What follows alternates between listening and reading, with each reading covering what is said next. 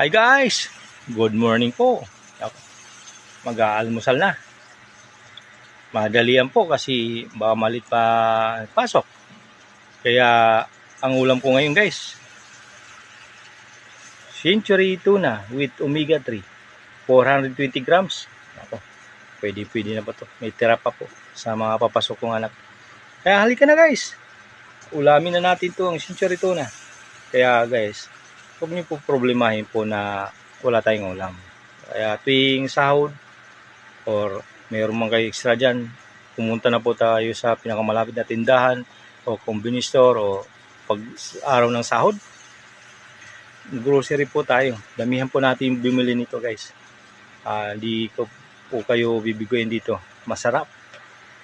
Masarap na ulam, palaman, pulutan. Napangin natin nyo. Kain na tayo. Panoorin po ang video. Maraming salamat.